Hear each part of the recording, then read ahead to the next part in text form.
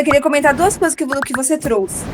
Primeiro, sobre a igreja dizer que é para não sofrer, né? Venha e pare de sofrer, como se isso fosse possível. Como se isso fosse possível. A vida humana, ela é recheada de sofrimento, sabe? Então, achar que vai ter um lugar em que a gente se livre disso é ilusório, totalmente ilusório. Até a terapia, né? Muitas outras linhas, mesmo holísticas, nos ensinam a lidar melhor com o sofrimento que é inerente ao ser humano. Então, é uma grande falácia achar que não vai sofrer, né? A gente vai encontrar ferramentas para lidar melhor. E é claro que a espiritualidade ajuda muito a gente a lidar melhor, né? Às vezes até o luto, se a gente tem uma espiritualidade um pouco mais trabalhada, a gente lida melhor com isso, mas não que isso seja, né, líquido e certo de que vai resolver, porque a gente é humano, né? Se sente, já tem aí um sofrimento, né, conectado com isso. E a outra coisa que você falou é sobre ser um ambiente que os policiais têm alto índice de ansiedade, depressão, né? E todo esse pacote. E o pior é que, como você falou, professor também, médico também, Uhum. enfim, né? Muitas profissões sob pressão, né? Tem essas manifestações. A questão aqui é um ambiente que não se pode mostrar vulnerabilidade. E isso é corrosivo, né?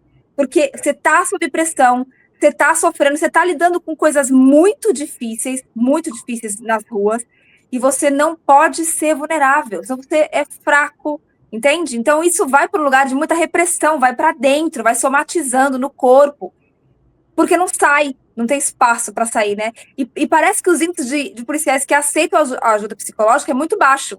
Pedro, você me ajuda nesse dado aí, mas parece que a adesão é baixa, porque mesmo que a pessoa queira, ela vai ser tida como uma pessoa fraca perante os outros. É um ambiente muito nocivo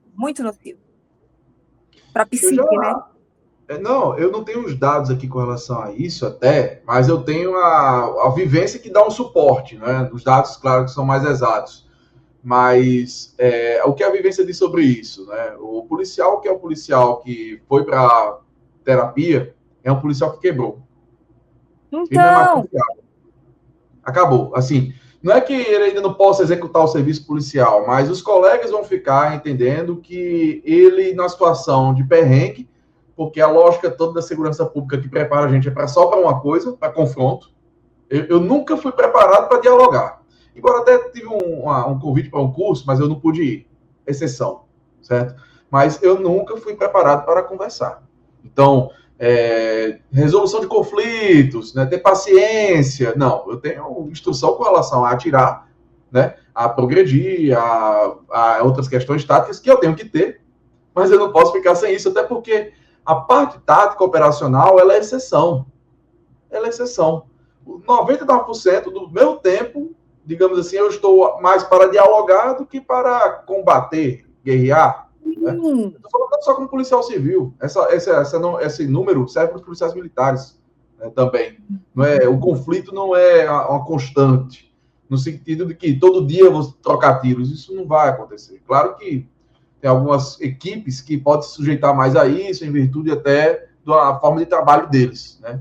Mas, assim, o policial procurar é uma quebra, ele não serve mais, ou pior, tem pior, vai ser chamado como, ele vai ser entendido como escamoso. Não sei se vocês vão entender esse termo, se já chegou na Bahia. Escamoso é aquele que se esconde, aquele que está procurando motivos para escamotear um serviço, para não fazer parte, para folgar, certo? sei. Então, ele também, ou ele é quebrado, ou ele é escamoso, ou ele não quer trabalhar, né? O que é também pejorativo de igual forma, né? Sim. Não, então, assim, embora até o governo federal lançou um programa em que as pessoas podem se atender virtual, ter atendimento virtual, acaba que isso não supre, assim, às vezes o contato pessoal é mais empático, no sentido não da terapia em si, mas de convencer o sujeito a fazer terapia. E eu vou trazer mais uma outra vivência, né? Eu trabalhei em plantão muito tempo, trabalhei já em delegacia de homicídio também muito tempo, acho que uns 6 anos, mas trabalhei em plantão há uns 4, 5. E eu recebi os policiais que participavam de confronto, porque eles têm que ir lá fazer o BO. Teve um que ele estava falando a velocidade 3, com os olhos assim, ó. Tinha acabado de passar por um confronto, passou o tiro para perto dele, o cara morreu, a outra pessoa envolvida, e ele estava assim, completamente fora de si. Estava muito mal, Transtornado. transtornado, só que ele, digamos assim, ele achou que ele estava normal. Né? Ele não se É tocou, porque ele estava ali é olhando. meio que um estado de choque, né? Perfeito, estado de choque. Não tem como ele ter essa noção sobre si mesmo, porque a confusão na cabeça dele está tão grande, com tantas situações, que ele acha que está tudo ok. E o que acontece? Esse cara, no máximo, por uma gentileza da chefia, ele vai folgar um trabalho. Quer dizer, daqui a 6 dias, ele vai estar na rua de novo. Esse cara, sem atendimento psicossocial, sem nada. E eu estou colocando o cara que, digamos, fez tudo certinho. Né? Sim. Não estou falando nem do errado. Então, esse cara vai estar com esses traumas, essas questões, porque isso machuca a alma. Não à toa a taxa de suicídio. Claro. Tudo bem, a principal vítima é quem leva o tiro, quem leva a violência, a agressão, a tortura, seja lá o que for que acontecer. Mas quem comete também se violenta, a não ser que esteja completamente doente. E não era o caso daquele cara. Ele está em processo de adoecimento muito severo, mas ele ainda estava sentindo. Ruim se ele tivesse boa. Realmente, aí era o cara que estava pifado, no sentido de que não tem condição mais de ser polícia, porque não tem capacidade de ter empatia, nem de se condoer com o mal que aconteça ao outro. Mas, e aí? Não tem um programa, não tem um protocolo nacional com relação a isso. Um cara desse, nessa situação, melhor dizendo, ele tinha que se afastar do serviço de rua, pelo menos um mês depois que a avaliação psiquiátrica falasse que ele está ok. Não, ele está bem, ele vai ficar trabalhando, não está bem.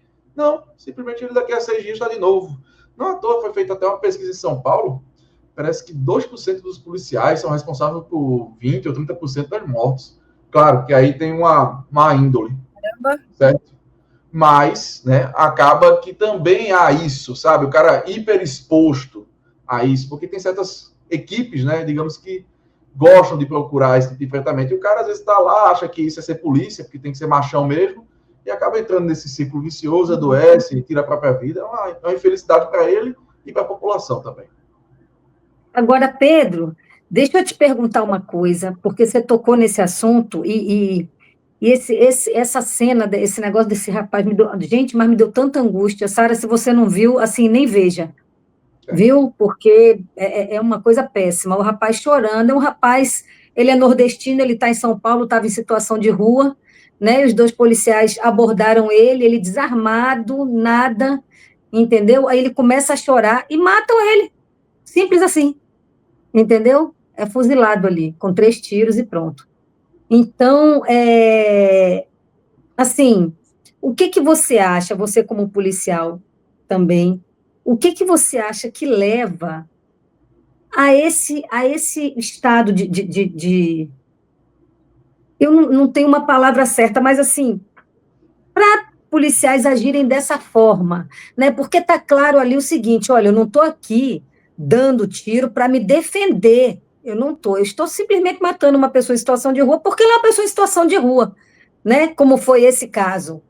E outros casos que a gente já viu também, né? Por exemplo, lógico, a gente vê muito esses casos, a Polícia de São Paulo está assim, está escabroso o negócio, mas a gente Né? sabe que aqui também, né, a Polícia Baiana também não está muito atrás, Não, a polícia né? baiana está na frente, né? Está na frente, Não, infelizmente. ó, em relação à Polícia Baiana é o seguinte, as pessoas no Brasil levaram um susto, né? Quem não sabia que a Polícia Baiana era violenta levou um susto. Por quê? Porque aqui a gente é governo de esquerda, é governo do PT, né? Então acha que não, a polícia aqui tinha que ser de boa. Mas a polícia aqui, eu vou falar, tem uma herança do carlismo, entendeu? Da época lá do Antônio Carlos Magalhães, o avô, tá? Que a polícia aqui era isso, era assim. Tanto que aqui não existia, agora tem aqui, facção, crime organizado, tem essas coisas. Mas não tinha isso aqui, não entrava aqui, porque aqui era matança, mas matança era muito pior. Entendeu? Você começou a fazer coisas desse tipo, assim, sabe? Era passar o rodo mesmo, entendeu? Então, assim, ainda tem essa herança do carlismo, por isso aqui a polícia é muito violenta, né? Mas o que que leva, o que que você, como policial, você acha que leva a isso? Eu não estou aqui, não matei tal pessoa para me defender, matei simplesmente porque era uma pessoa em situação de rua, né? Essa desumanização. 4 coisas. Primeira, uma percepção social de que esse tipo de comportamento não é repudiado como deveria ser. Sim. Né? Então, muitas pessoas entendem, e se você for botar, por exemplo, a notícia saiu no Metrópole, hipoteticamente falando, né? Na verdade, foi mesmo. Você vai ter um bocado de gente lá falando que, tá fazendo o quê? Bom sujeito não era, subiu na árvore por quê? Então, primeiro, né, você tem uma adesão social com relação a isso. Por mais que ela orbite muito, tipo assim, de caso a caso, por exemplo, aquela questão teve vários assassinatos brutais em São Paulo, em Santos, melhor dizendo, naquela Operação Escudo e Operação Verão. E o pessoal, Sim. A população de Santos, 78% ou mais aprovando a gestão do governo paulista com relação a isso. Ponto. Ao mesmo tempo, a população ficou contra ao arremesso daquele jovem da ponte. Ou um pouco menos, mas também ainda bem uma adesão muito forte, aquele rapaz que foi executado com 11 tiros porque furtou uma barra de sabão, era sabão em pó. Então, você vê, inclusive, que os julgamentos são diferentes, né? O rapaz da ponte foi o grande estopim, não é? Já outros Sim. foram ignorados ou tratados de uma forma menor. Então, essa é a questão. Né? A segunda cultura policial, de que ele tem que ser o Rambo, e isso leva o cara à frustração. O que acontece? Muitas vezes esse policial não era um mau policial. Ou, digamos assim, ele era um policial com boa vontade, vamos colocar assim. Acontece o quê? Ele começa a sua rotina de trabalho e entende uma coisa que todos nós conhecemos e sabemos. O trabalho da polícia, ele é principalmente enxugar gelo. Em qualquer sociedade, Sim. pior ainda na brasileira, onde a gente tem um crime endêmico. Vamos também falar a verdade. Aqui se comete muito mais crime do que na maioria dos países. Então o cara assiste isso.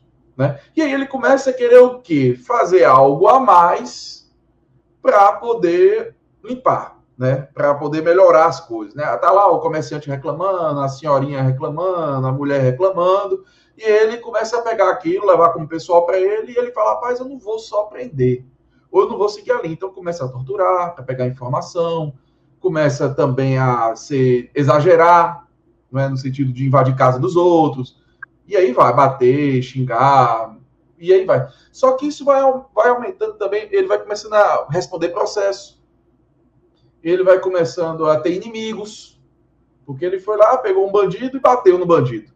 Né? Esse bandido pode até deixar quieto, mas tem uns que não deixam. E aí ele vai ter que Sim. começar a se estruturar. Ele vai ter que o quê? Vou ter que começar a ganhar dinheiro para o quê? Me defender, para morar num lugar melhor, para ter mais armas, para não precisar ficar num bico na rua me expondo, porque eu tenho inimigos, eu não posso fazer isso, fazer a segurança da padaria. Aí o cara começa o quê? A entrar em grupos criminosos dentro da polícia. Ele já estava, de certa forma, né? Mas aí ele adentra de vez e aí ele começa a buscar dinheiro. Então ele vai, invade casa do traficante, pega uma maconha de uma casa, vende para outra, pega arma, faz isso, e aí vai piorando e chega um momento que ele vira isso aí. Gente, é uma escalada, né? Fala, pessoal da Folha Democrata, que é Pedro Zambarda, editor do canal, falar um pouquinho a respeito da necessidade de vocês financiarem a Folha Democrata. Gente, a Folha Democrata é financiada através de um Pix chamado Folha Democrata, é o endereço do Pix, né? folhademocrata@gmail.com. Nós precisamos do nosso jornalismo financiado por vocês que são do nosso público, porque nós passamos vários perrengues aqui com o YouTube, vocês sabem muito bem. E mesmo assim, graças a essa comunidade muito unida, a gente conseguiu fazer lives históricas, acompanhar praticamente ao vivo a campanha do Guilherme Boulos, trazer informações exclusivas a respeito de Gustavo Gayer, de Olavo de Carvalho, de todos os bolsonaristas, combater as fake news e tudo o que a gente acompanha. Por R$80 no nosso Pix você ganha um curso de roteiro para série, o que é muito importante se você é artista, roteirista, se você lida com essas práticas da economia criativa. Outra forma de você colaborar também é se tornando membro aqui do nosso canal. Isso é muito importante para você fazer as suas atividades por aqui, porque você tem acesso a vídeos exclusivos e nós temos um curso de jornalismo básico para você poder acompanhar a partir de R$5, que é ministrado por mim. A gente tem aí quase uma dezena de aulas e muito conteúdo para você poder acompanhar. Meus caros, minhas caras, financiem o jornalismo independente, financiem o jornalismo que se posiciona à esquerda, financiem o jornalismo na internet, que traz informações confiáveis, checadas, que cruza informações e que trata você, que é o nosso público, de uma maneira muito séria. Vida longa e próspera, gente. Cuidem dos seus. Até mais. Tchau, tchau.